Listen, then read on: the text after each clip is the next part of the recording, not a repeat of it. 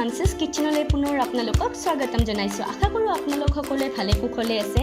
Quarantine সিৰিজৰ এইটো মোৰ 9 number video' হয়। পোনপ্ৰথমে সমূহ অসমবাসীক পবিত্ৰ ঈদৰ মই আন্তৰিক শুভকামনা যাচিলোঁ। একচুৱেলি এই ভিডিঅ'টো ঈদৰ দিনাখন শ্বুট কৰা গৈছিল। আপোনালোকে বাৰু কেতিয়া চাই আছে সেয়াটো মই গম নাপাম। বাৰু যি কি নহওক, ঈদ উপলক্ষে আজি মই আপোনালোকলৈ লৈ আহিছোঁ চিকেনৰ এটা স্পেচিয়েল ৰেচিপি, আৰু এই ৰেচিপিটোৱে হৈছে চিকেন কোৰ্মা। আৰু এই ৰেচিপিটো খাবলৈ বিৰাটেই টেষ্টি হয়। তো ফ্ৰেণ্ডছ, আপোনালোকে ভিডিঅ'টো সম্পূৰ্ণকৈ চাব। তেনেহ'লে আহকচোন ফ্ৰেণ্ডছ, টাইম ৱেষ্ট নকৰি ঝটপট এই ভিডিঅ'টোৰ আৰম্ভ কৰোঁ। কেৰাহীখনত পোনপ্ৰথমে মই 5 ml মিঠাতেল দি দিছোঁ। আপোনালোকে ৰিফাইনো দিব পাৰে। আৰু ইয়াৰ লগতে মই 1 চামুচ ঘি দি দিছোঁ। আৰু গোটা মছলাখিনি মই একেলগতে দি দিছোঁ। গোটা মছলাৰ ভিতৰত মই ব্যৱহাৰ কৰিছোঁ এখিলা তেজপাত, 2টা ইলাইচি, 2টা লং আৰু এটুকুৰ ডালচিনি। আৰু ইয়াৰ লগতে এটা মিডিয়াম চাইজৰ পিঁয়াজ ৰাফলি চপ কৰিছিলোঁ, সেইখিনি একেলগতে এড কৰি দিছোঁ। এইখিনি এতিয়া ভালদৰে লৰাই দিম। আৰু ইয়াৰ লগতে অকণমান আদা ৰচুন পেষ্ট, এইখিনি এতিয়া ভালদৰে মিক্স কৰি দিম। আৰু ইয়াৰ লগতে 2টা মিডিয়াম চাইজৰ পিঁয়াজ পেষ্ট বনাই লৈছিলোঁ, সেইখিনি একেলগতে এড কৰি দিছোঁ। এইখিনি এতিয়া ভালদৰে মিক্স কৰি দিম। তো ফ্ৰেণ্ডছ, মনত ৰাখিব মই গেছৰ ফ্লেমটো মিডিয়ামতে ৰাখিছোঁ দেই। আৰু ইয়াৰ লগতে সোৱাদ অনুসৰি নিমখ, অকণমান হালধি গুড়ি, 1 চামুচ red chili powder. Red chili পাউডাৰটো আপোনাৰ পচন্দ অনুযায়ী লৈ ল'ব। 1 চামুচ ধনিয়া পাউডাৰ আৰু 1 চামুচ জিৰা। এইখিনি এতিয়া ভালদৰে মিক্স কৰি দিম।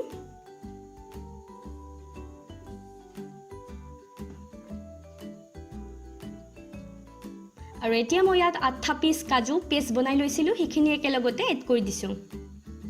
আৰু ভালদৰে মিক্স কৰি দিম। আৰু কাজু লোৱা বাতিটোতে অকণমান পানীও এড কৰি দিছোঁ।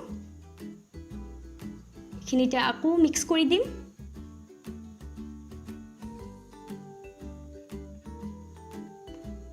আৰু এতিয়া মই ইয়াত 80 গ্ৰাম দৈ, টপ দৈ ব্যৱহাৰ কৰিছোঁ, সেইখিনি একেলগতে এড কৰি দিছোঁ।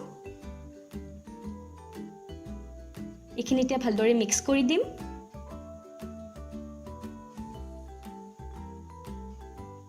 আৰু এতিয়া মই ইয়াত 400 গ্ৰাম চিকেন বনৰ সৈতে লৈছোঁ, সেইখিনিও একেলগতে এড কৰি দিছোঁ। এইখিনি এতিয়া ভালদৰে মিক্স কৰি দিম। মনত ৰাখিব ফ্ৰেণ্ডছ, মই গেছৰ ফ্লেমটো কিন্তু মিডিয়ামতে থৈছোঁ।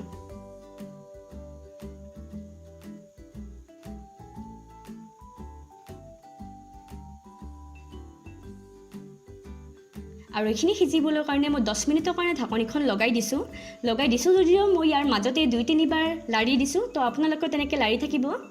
এয়া চাওক, ঢাকনি গুচাই দিলোঁ, আকৌ এবাৰ লৰাই দি আছোঁ। আৰু অকণমান পানী এড কৰি দিছোঁ যাতে আমাৰ এইখিনি ভালদৰে সিজি যায়।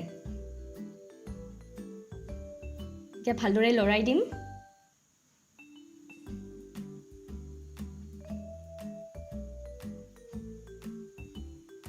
আৰু এতিয়া মই 15 মিনিটৰ কাৰণে ঢাকনিখন আকৌ লগাই দিলোঁ, কিন্তু গেছৰ ফ্লেমটো মিডিয়ামতে থৈ দিছোঁ। আৰু মাজতে মই 2-3 বাৰ চেক কৰিছোঁ, আপোনালোকে তেনেকৈ কৰিব। আকৌ এবাৰ লৰাই দিলোঁ। আৰু শেষত মই 1 চামুচ গৰম মছলা দি দিছোঁ।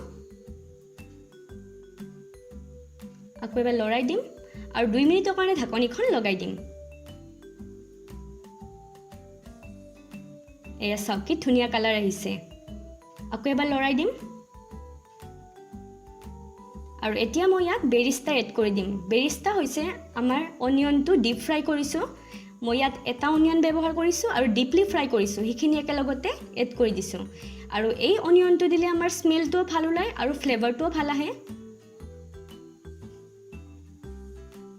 আকৌ এবাৰ মিক্স কৰি দিম। আৰু এতিয়া আমি ডিছ আউট কৰি ল'ম। আমাৰ ৰেচিপি ৰেডিয়ে।